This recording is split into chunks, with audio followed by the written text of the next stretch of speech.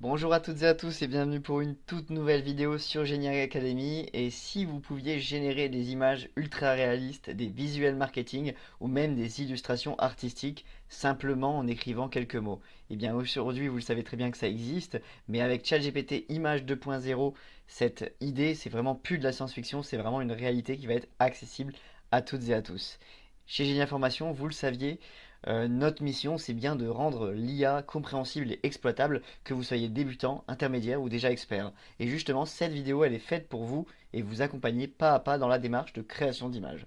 Mais voilà le problème, beaucoup de personnes utilisent assez mal ces outils de génération d'images et le résultat, on a des visuels qui vont être décevants, peu précis, parfois même inutilisables professionnellement. Pourtant, avec des bonnes méthodes et le bon outil, vous pouvez produire des images de qualité assez exceptionnelle en quelques secondes seulement.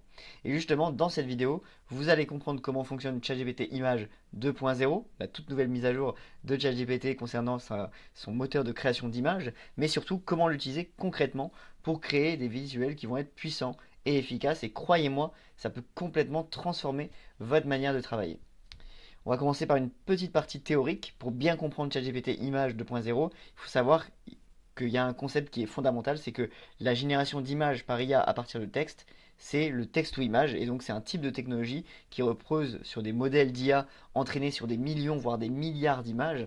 Ces modèles vont directement apprendre à reconnaître des motifs, des styles, des objets, des textures et même des concepts qui peuvent être abstraits que vous allez écrire en fait dans un prompt, c'est-à-dire une description textuelle. Et l'IA va pas vraiment dessiner comme peut le faire un humain, mais elle va reconstruire une image statistiquement cohérente à partir de ce qu'elle a appris, donc de ces milliards d'images, comme je le disais juste avant.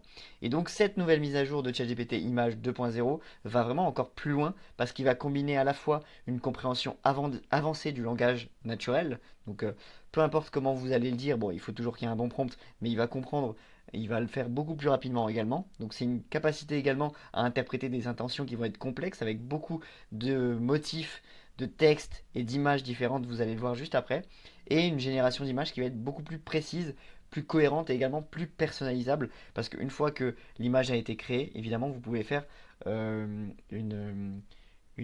dire, une nouvelle demande auprès de ChatGPT. Autrement dit, ce n'est plus seulement un générateur d'images, mais c'est vraiment un véritable assistant créatif visuel. Mais attention, la qualité du résultat, comme je vous le disais juste avant, dépend directement de la qualité de votre prompt. Plus votre description est claire, structurée et détaillée, plus l'image sera pertinente. Et c'est exactement ce qu'on va voir maintenant avec trois cas concrets. Le premier cas concret, c'est celui-ci. Donc je vais déjà vous lire le prompt et le lancer, comme ça vous allez voir combien de temps ça prend en direct, parce que d'habitude dans certaines vidéos, j'ai l'habitude de lancer les prompts un petit peu avant la vidéo, pour que vous puissiez voir le résultat. Mais là, honnêtement, j'en ai vraiment pas besoin, parce que j'ai fait une journée de test de ce ChatGPT Image 2.0, et c'est largement plus rapide qu'avant. Donc voici le prompt. Donc créer une image marketing moderne pour une application de fitness, épurée, couleur dynamique, bleu et orange, une personne en train de courir avec un smartphone, etc., etc. Donc en gros, je demande vraiment pas mal de choses différentes et on va voir ce qu'il est capable de nous donner. Alors c'est soit vous faites créer une image, soit vous appuyez carrément sur le truc juste en bas, le petit encart, créer une image, et comme ça il comprendra, il n'y a pas besoin d'écrire cette partie-là. Et ça peut même vous donner des d'idées à explorer, on va dire, de style artistique pour votre création d'image. Mais moi, du coup, vu que j'ai dit créer une image, il va tout de suite comprendre qu'on veut qu'il crée une image. Donc on va envoyer le prompt. Et donc en gros, là, vous l'aurez compris, la première partie, c'est l'objectif de créer des visuels marketing. Donc imaginez que vous devez créer une image pour une publicité ou un post LinkedIn. Au lieu de passer par un graphiste ou un logiciel complexe, si vous n'avez pas beaucoup de budget, vous pouvez générer un visuel directement. Et donc l'objectif, vous l'aurez compris, c'est de créer une image marketing professionnelle. Et on a vu que le prompt était constitué de tout ce qu'il faut pour faire un bon prompt, à savoir euh, l'éclairage, l'objectif, etc. Et donc vous voyez que quelques secondes seulement, il a été capable de nous donner quelque chose avec un petit peu d'informations sur le texte, etc., les fonctionnalités, une petite image. Alors évidemment, il a inventé cette partie-là parce qu'on ne lui a pas donné, mais si vous lui donnez des vraies images de votre application et des vrais arguments différenciants, il va évidemment pouvoir les mettre, mais il sait très bien en tout cas qu'il faut montrer que c'est téléchargeable maintenant, etc., que c'est disponible sur l'App Store, sur le Google Play. Donc ce qui est bien, c'est qu'on voit vraiment il s'est entraîné sur des vraies images de professionnels et il sait ce qui doit se trouver sur ce graphique. Et honnêtement, je vous mets au défi de voir que c'était de l'IA sans savoir que c'est dans une vidéo qui est faite justement pour montrer comment créer grâce à l'IA. Donc en gros, on a pu donner le contexte, donc fitness, application, le style moderne, épuré, les éléments visuels, donc il fallait une personne, il fallait le smartphone, l'ambiance également, la motivation, la lumière naturelle et le format qui est aussi important, évidemment. Euh, donc les bénéfices de tout ça, c'est évidemment un gain de temps énorme. Il n'y a aucun besoin de vraies compétences en design, juste quelques mots pour savoir comment l'IA doit préparer le design et des résultats qui vont être immédiatement exploitables. On va commencer on va enfin continuer plutôt sur une deuxième partie qui est donc la génération d'illustrations artistiques. Donc grâce à DALL-E, donc le modèle de ChatGPT Image 2.0, c'est un outil qui va être particulièrement puissant pour créer vraiment des visuels artistiques et originaux, un peu de science-fiction, tout ça. Donc on a le prompt suivant, illustration d'une ville futuriste flottante dans le ciel, style peinture digitale, ambiance cyberpunk, couleur néon, détails très fins, perspective cinématographique et haute résolution. Donc ici, on joue vraiment sur le style artistique avec une peinture digitale cyberpunk. On joue sur l'univers, donc une ville futuriste, et des détails visuels, donc néon perspective. Alors attention parce que c'est quelque chose qui a beaucoup de détails, vous allez le voir, et parfois ça peut brouiller un peu le résultat. Honnêtement, là, je trouve que c'est plutôt très joli. Si vous retournez sur des vidéos qu'on a pu faire sur les anciens modes images de ChatGPT ou d'autres modèles de création d'images comme Nano Banana, on est sur un visuel extrêmement qualitatif. Et après, si ça vous correspond pas, etc., vous pouvez très bien lui donner d'autres informations pour qu'il puisse améliorer l'image par la suite. Et donc là, vous voyez qu'il y a une création artistique qui est vraiment illimitée de ce côté-là. Et c'est idéal pour du branding, pour du storytelling, pour du contenu créatif, etc., etc. Alors avant d'enchaîner avec la suite de la vidéo, je vous propose de faire un petit tour sur le tout nouveau site de Genia Academy. Donc c'est Genia Formation, mais c'est la dénomination commerciale, on va dire. Donc Genia Academy, sur le site, il y a deux choses qui peuvent vous intéresser. Alors déjà, c'est regarder un peu toutes les formations IA qu'on propose. Donc on fait adapter directement à vos métiers, donc que ce soit marketing, ressources humaines, comptabilité, supply chain, finance, administrative, il y en a encore plein qu'on a déjà fait et qu'on peut faire sur mesure. Donc je vous encourage à nous contacter, tout simplement, donc à nous écrire, soit à nous appeler au 03 54 48 06 11, soit à nous écrire à cette adresse-là.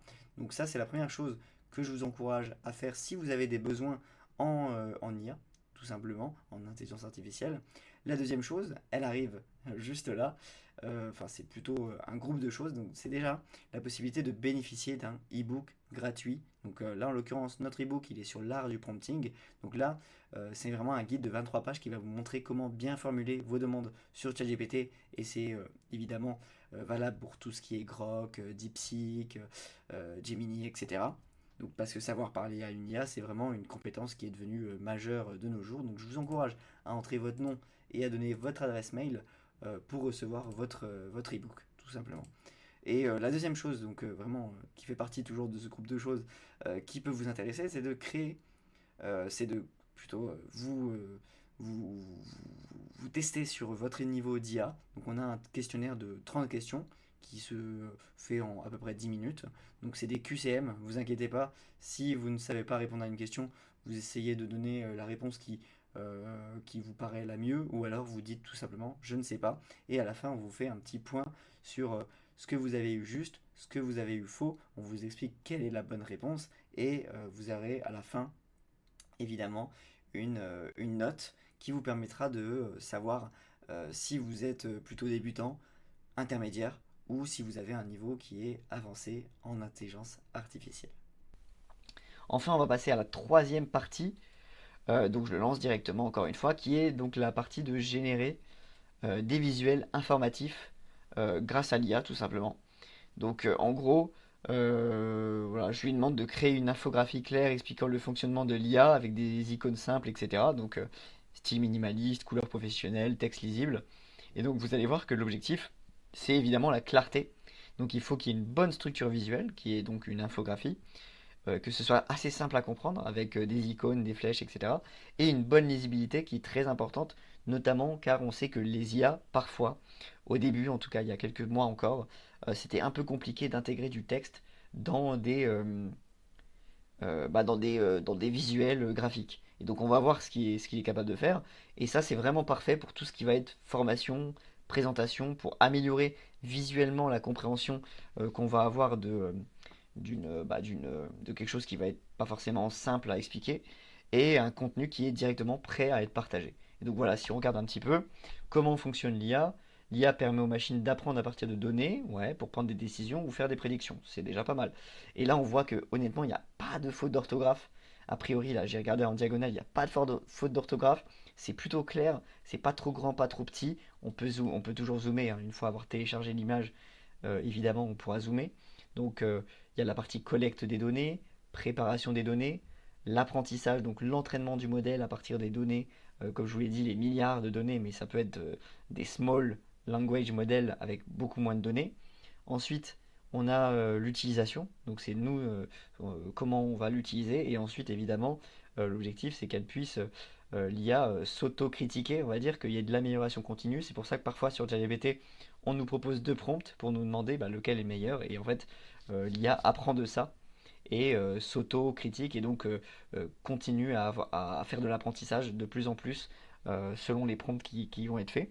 Et donc les résultats, donc l'IA fournit des réponses, blablabla, prend des décisions ou fait des prédictions dans le domaine de la santé. Attention, quand même, c'est toujours mieux d'aller voir un professionnel plutôt que d'interroger ChatGPT, mais en tout cas pour tout ce qui est commerce, des recommandations cadeaux, pour tout ce qui est transport, vous proposez peut-être des voitures en fonction de vos souhaits, etc., de la sécurité.